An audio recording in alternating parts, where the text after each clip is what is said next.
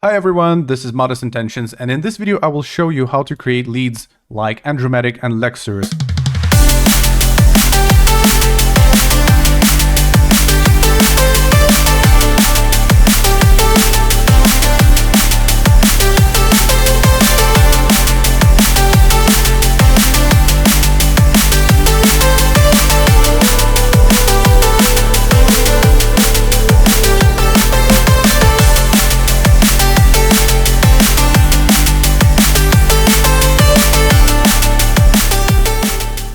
So for those of you guys who doesn't like to watch the lengthy videos, let me just quickly show you the presets, and after that we will kind of go into the deeper explanation. So this is the actual preset number 1 that I'm using right here. It's a very basic sawtooth, 16 unison voices.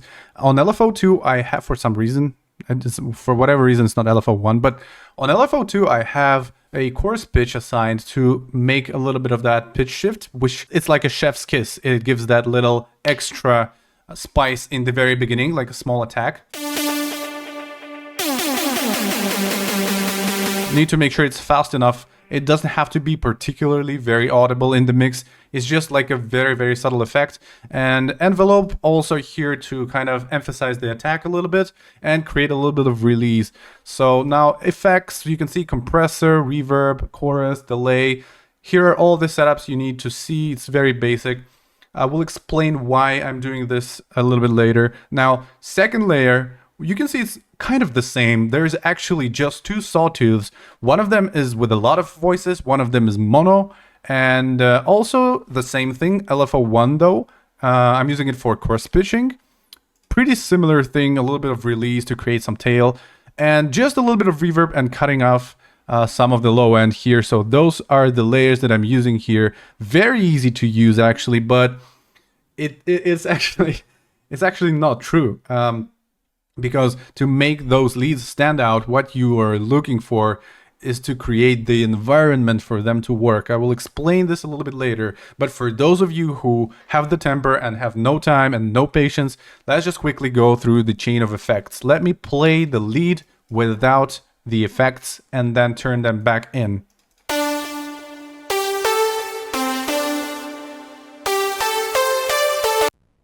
Now turning them on.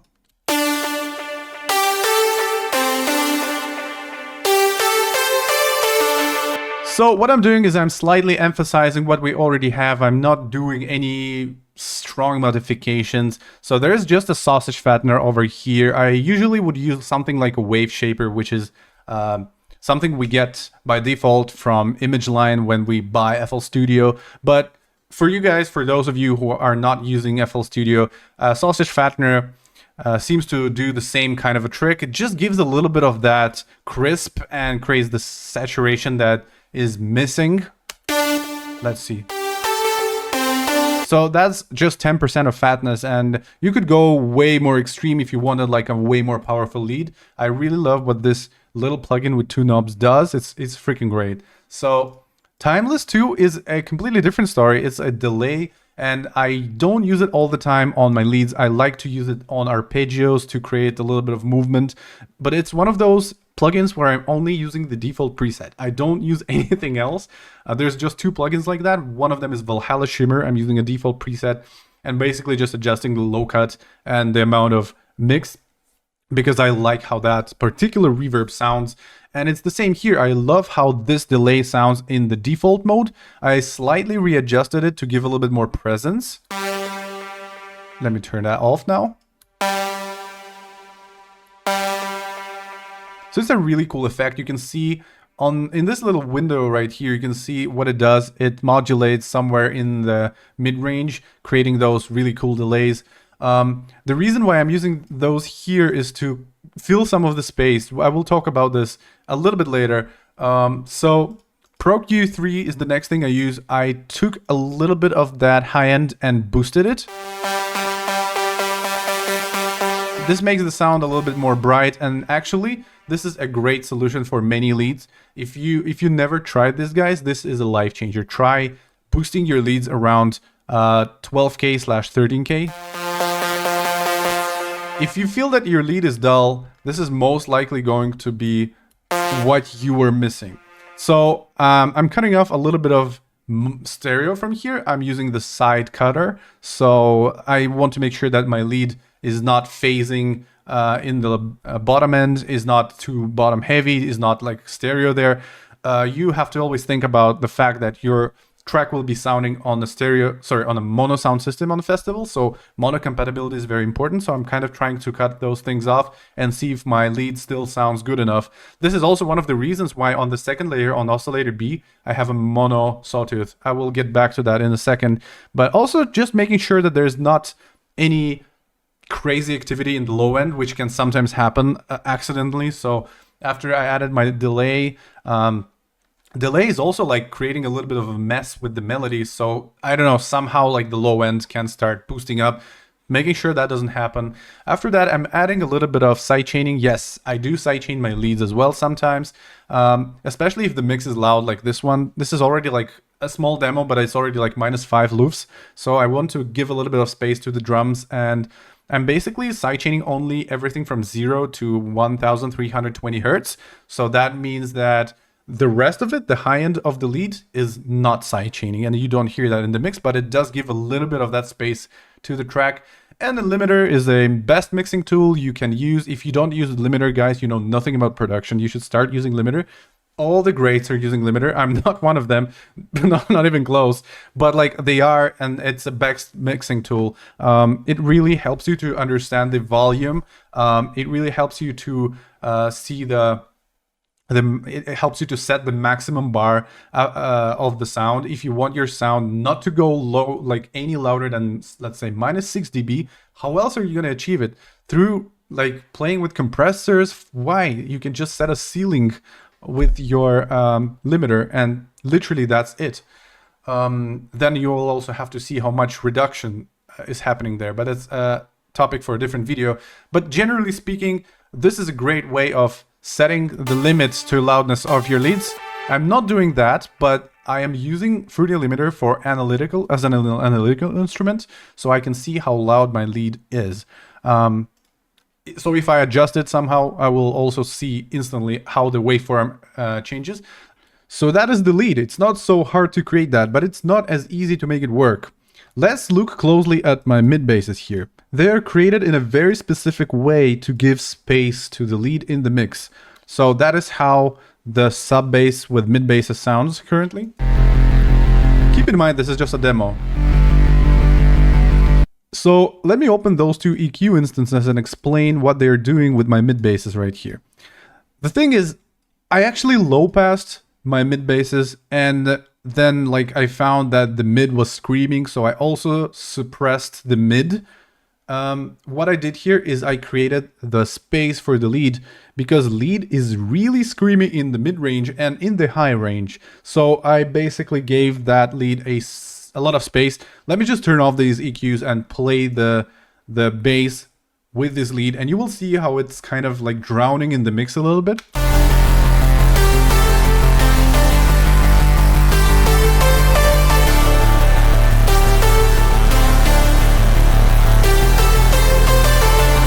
And now if I actually turn those back on, you will hear a lot of space.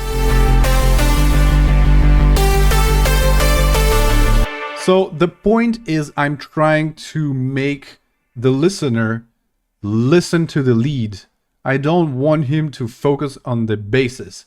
The bass is there to create the groove and power of the song, but the lead is the anthem of the song. So this is the thing. You can't just create the sawtooth layers and make them work. You need to create a lot of space for them. So we have a lot of mid-range free, we have a lot of high-end free on the basses, so there's nothing interacting, and the lead seems to work. But I also talked about delays and reverbs, and I said that there are some things that I want to talk about a little bit deeper. So this is actually very, very important. The only reason why the leads are working in this demo here is that I give them a lot of space. There's a lot of length to them. If I open my first layer, you will instantly see I added a lot of release, and it's the same, it's true for the second layer as well.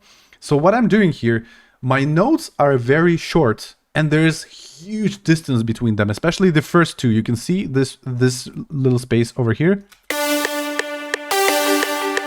It's very long, so you need to have something happening in the mix, and there are ways like around it. You can add like bass transitions, or you can add like different background synths, but I think this can be a little bit too annoying for the listener. So instead, just try to prolong the melody with all possible methods. And which are they? Well, obviously making some release tail, adding some reverb, adding some delay. So that is why you will see that I have a lot of delay still ringing almost until the point of when the second note hits in. Because I need to maintain something in the mix. I don't want to create like a boring track. So that's why we're doing that. That's why I added extra delay here. There's actually no problem to use 2 delays sometimes. If they are slightly different and they create different panorama, this is pretty good. So I'm using a little bit of chorus to make the sound slightly wider in this first layer. Now let's look at the second layer. You see a lot of reverb here. So let me play that. It's also a longer release, 837 milliseconds, almost a second long release, to make sure that it compensates for the absence of sounds over here as well, and further down the road. You can see that is the only reason why this whole melody works. If you dry it, remove all the stuff from here, I don't even know, like, this probably is not gonna even work.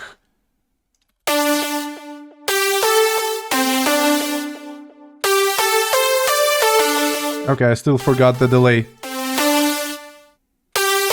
So it's becoming a little bit more boring, but now imagine not having a release. So let me just bring that back. So that will never work in a song, right? You need to put it in space, in a perspective. Now let's turn everything back on. Oh, okay. The sound is already more present. Awesome. Adding some of those delays.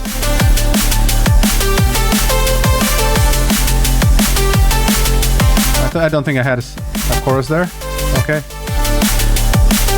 Oh, I had a compressor. Okay, it's still there. Now.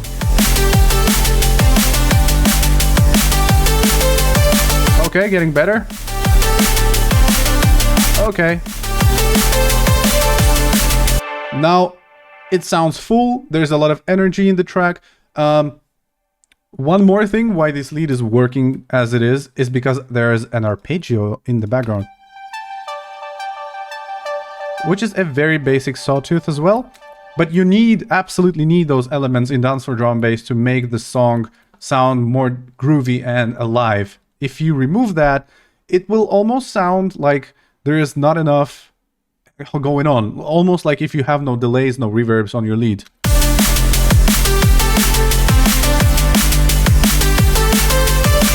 Now let me turn that back on. So it's almost inaudible in the song, but it's actually what makes the lead work, what makes the groove work. Guys, if you want to learn more about this is a very, very complicated subject, and I could talk about this for hours. Join my music school, go to my Discord, the link is in the description, send me a message, or just drop a message in a general chat asking, hey, where can I learn? How can I join the mentorship program? I'll help you to get to the level where you always wanted to be as a producer. If you enjoyed this video, please hit the bell button to get notified about the next videos. If you are not subscribed yet, please subscribe to this video and hit that like and leave a comment asking me what you would like to see next. Hope you guys enjoyed this one. Have a wonderful weekend ahead and see you around.